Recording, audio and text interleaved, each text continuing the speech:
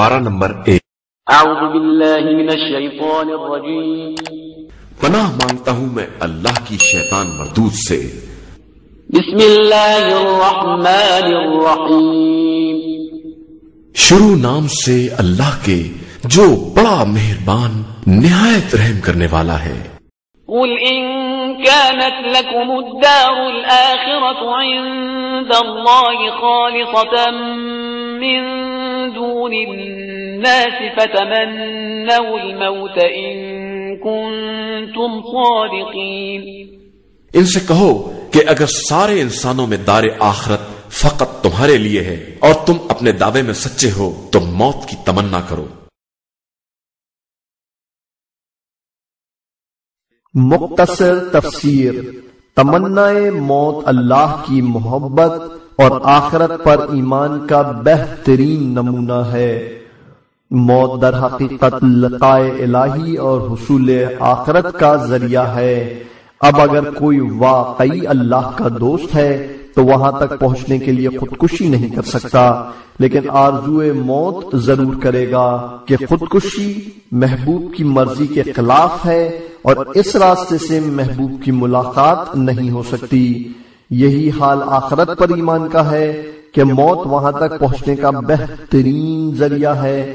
جو آخرت کی نعمتوں کا یقین رکھتا ہے وہ موت کے لیے بے قرار رہتا ہے۔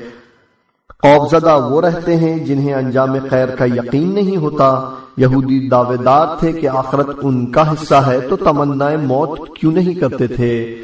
در حقیقت ان آیات کے ذریعے ان مومنین کا بھی امتحان ہوتا ہے جو اعلان کرتے رہتے ہیں کہ ہماری جنت یقینی ہے اور پھر بھی موت سے گھبراتے ہیں۔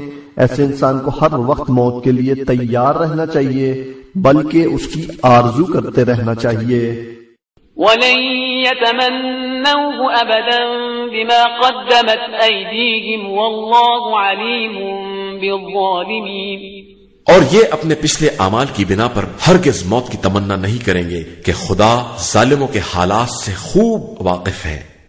وَلَتَجِدَنَّهُمْ أَحْرَصَ النَّاسِ عَلَى حَيَاةٍ وَمِنَ الَّذِينَ أَشْرَكُوا يَوَدُّ أَحَدُهُمْ لَوْ يُعَمَّرُ أَلْفَ سَنَةٍ وَمَا هُوَ بِمُزَحْزِحِهِ مِنَ الْعَذَابِ أَن يُعَمَّرَ وَاللَّهُ بَصِيرٌ بِمَا يَعْمَلُونَ۔ اے رسول، آپ صلی اللہ علیہ وآلہ وسلم دیکھیں گے کہ یہ زندگی کے سب سے زیادہ حریص ہیں، اور بعض مشرکین تو یہ چاہتے ہیں کہ انہیں 1000 برس کی عمر دے دی جائے، جبکہ یہ 1000 برس بھی زندہ رہیں تو طول حیات انہیں عذاب الہی سے نہیں بچا سکتا۔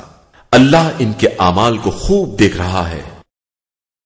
قل من كان عدوا لجبريل فإنه نزله على قلبك بإذن الله مصدقا لما بين يديه وهدى وبشرى للمؤمنين۔ اے رسول صلی اللہ علیہ وآلہ وسلم کہہ دیجئے کہ جو شخص بھی جبریل کا دشمن ہے اسے معلوم ہونا چاہیے کہ جبریل نے آپ کے دل پر قرآن حکم خدا سے اتارا ہے، جو سابق کتابوں کی تصدیق کرنے والا، ہدایت اور صاحبان ایمان کے لیے بشارت ہے۔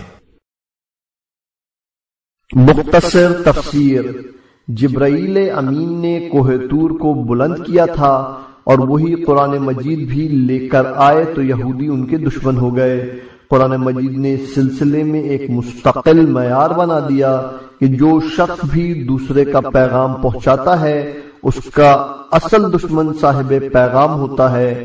کاش مبلغین اسلام کی مخالفت کرنے والے بھی اپنے اختلافات کی حقیقت کو سمجھتے اور اپنے نفس کا محاسبہ کرتے۔ من كان عدوا لله وملائكته ورسله وجبريل وميكال فإن الله عدو للكافرين۔ جو بھی اللہ، ملائکہ، مرسلین اور جبریل و میکائیل کا دشمن ہوگا اسے معلوم رہے کہ خدا بھی تمام کافروں کا دشمن ہے۔ وَلَقَدْ أَنزَلْنَا إِلَيْكَ آيَاتٍ بَيِّنَاتٍ وَمَا يَكْفُرُ بِهَا إِلَّا الْفَاسِقُونَ۔ ہم نے آپ کی طرف روشن نشانیاں نازل کی ہیں اور ان کا انکار فاسقوں کے سوا کوئی نہ کرے گا۔ أَوَكُلَّمَا عَاهَدُوا عَهْدًا نَبَذَهُ فَرِيقٌ مِّنْهُمْ بَلْ أَكْثَرُهُمْ لَا يُؤْمِنُونَ۔ ان کا حال یہ ہے کہ جب بھی انہوں نے کوئی عہد کیا تو ایک فریق نے ضرور توڑ دیا، بلکہ ان کی اکثریت بے ایمان ہی رہی ہے۔ وَلَمَّا جَاءَهُمْ رَسُولٌ مِّنْ عِندِ اللَّهِ مُصَدِّقٌ لِّمَا مَعَهُمْ نَبَذَ فَرِيقٌ مِّنَ الَّذِينَ أُوتُوا الْكِتَابَ كِتَابَ اللَّهِ وَرَاءَ ظُهُورِهِمْ كَأَنَّهُمْ لَا يَعْلَمُونَ۔ اور جب ان کے پاس خدا کی طرف سے سابق کتابوں کی تصدیق کرنے والا رسول آیا تو اہل کتاب کی ایک جماعت نے کتاب خدا کو پس پشت ڈال دیا جیسے وہ اسے جانتے ہی نہ ہوں۔ وَاتَّبَعُوا مَا تَتْلُو الشَّيَاطِينُ عَلَى مُلْكِ سُلَيْمَانَ وَمَا كَفَرَ سُلَيْمَانُ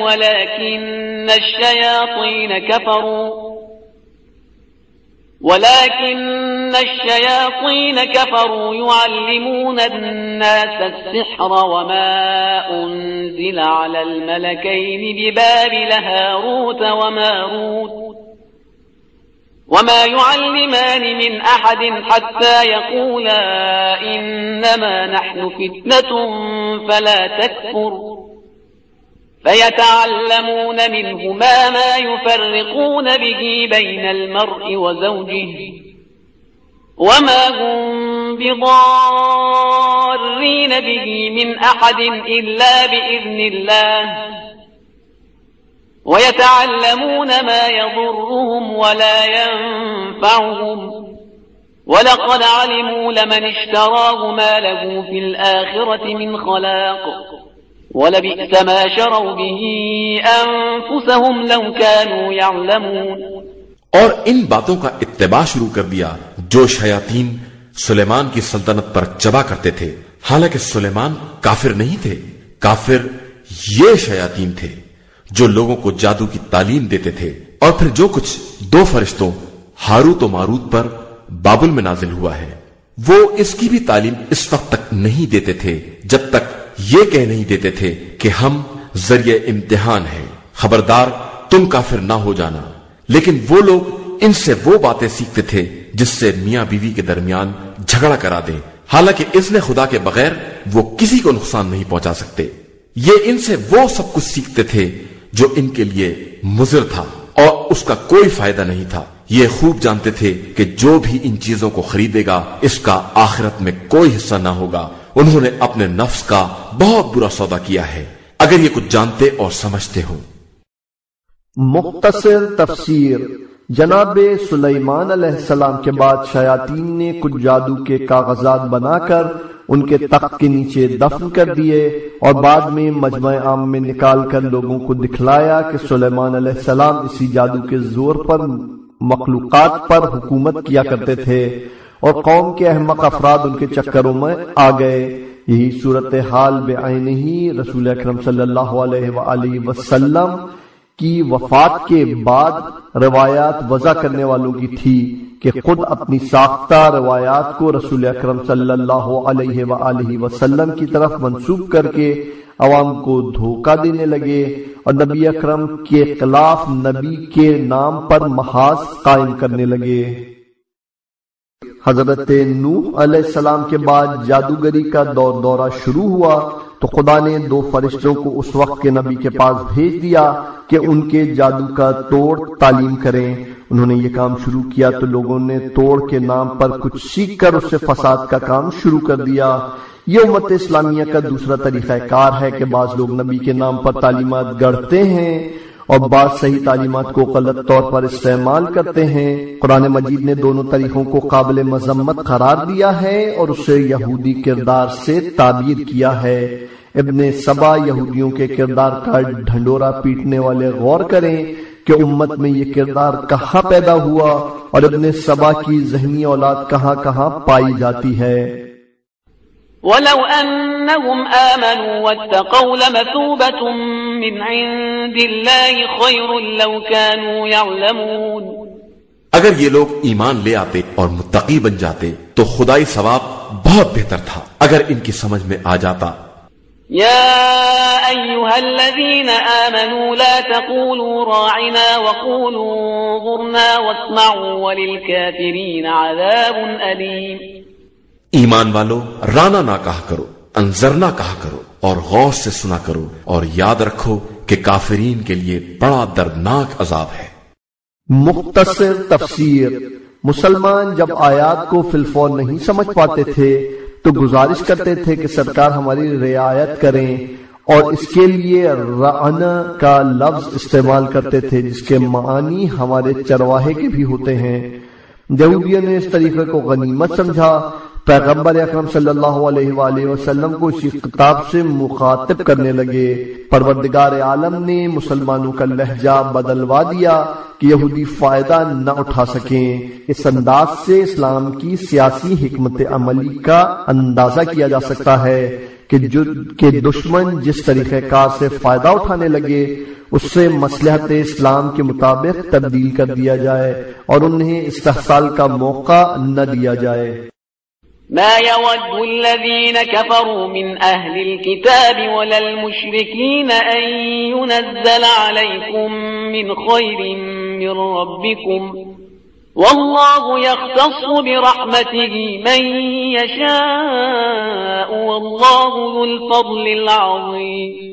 کافر، اہل کتاب، یہودی، نصارہ اور عام مشرکین یہ نہیں چاہتے کہ تمہارے اوپر پروردگار کی طرف سے کوئی خیر نازل ہو، حالانکہ اللہ جسے چاہتا ہے اپنی رحمت کے لیے مخصوص کر لیتا ہے، اور اللہ بڑے فضل و کرم کا مالک ہے.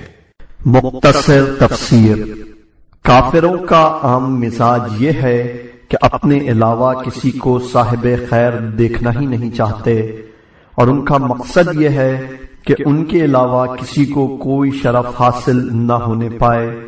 اس لیے کبھی یہ چاہتے ہیں کہ کسی پر خیر کا نزول نہ ہونے پائے، کبھی یہ چاہتے ہیں کہ مسلمان بھی کافر ہی ہو جائیں تاکہ ان کا امتیاز ختم ہو جائے، اور یہ پروپیگنڈا کرتے رہیں کہ جنت میں یہودیوں اور عیسائیوں کے علاوہ کوئی نہ جائے گا، جس سے ان کا جذبہ حسد، ذوق احتکار اور مزاج اجارہ داری کا مکمل اندازہ ہوتا ہے، جو ان یہودیوں کے مخصوص اوصاف ہیں اور جن سے مسلمانوں کو پرہیز کرنا چاہیے.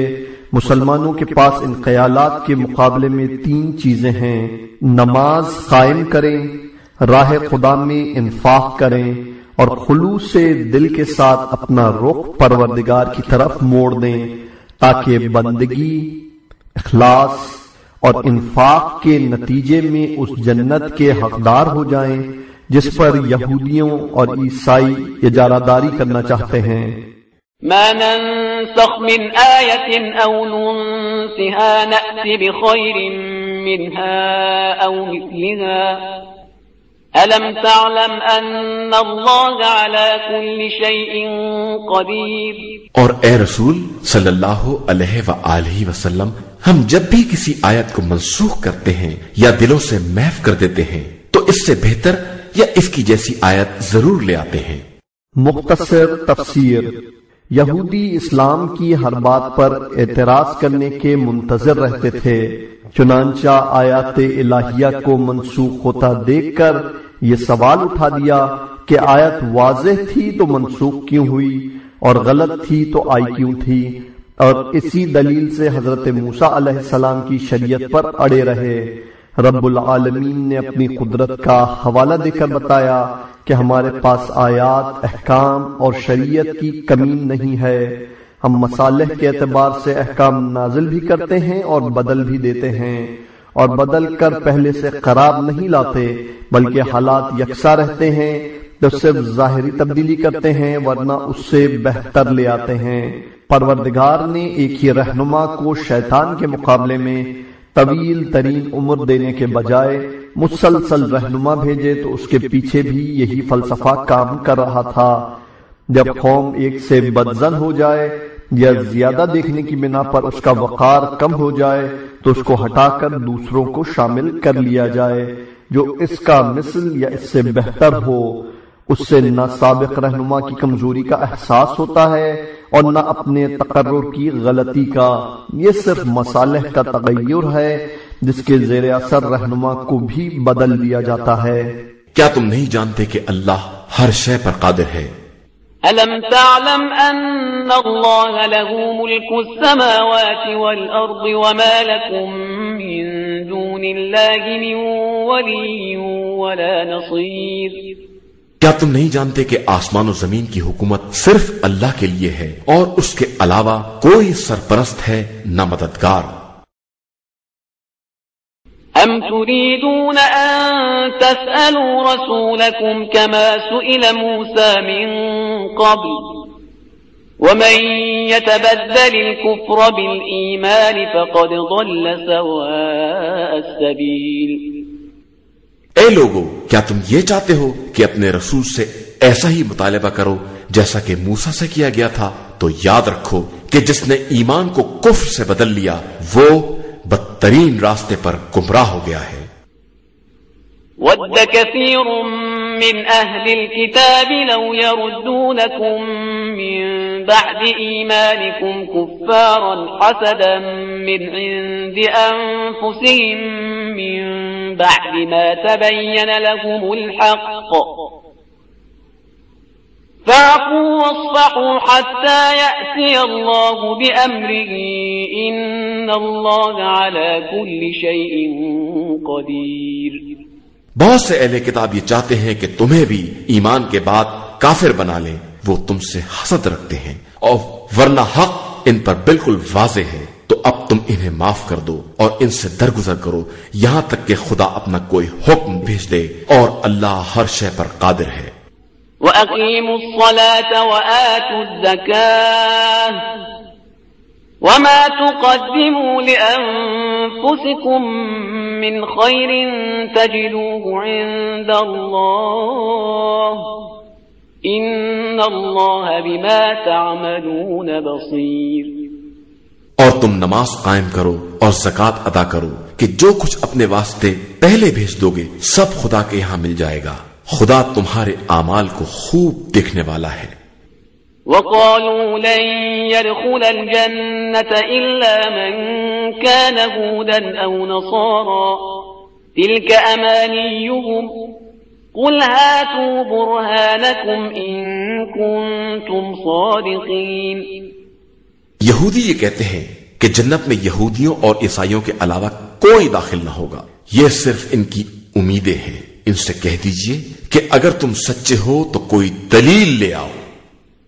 بَلَىٰ مَنْ أَسْلَمَ وَجْهَهُ لِلَّهِ وَهُوَ مُحْسِنٌ فَلَهُ أَجْرُهُ عِندَ رَبِّهِ وَلَا خَوْفٌ عَلَيْهِمْ وَلَا هُمْ يَحْزَنُونَ۔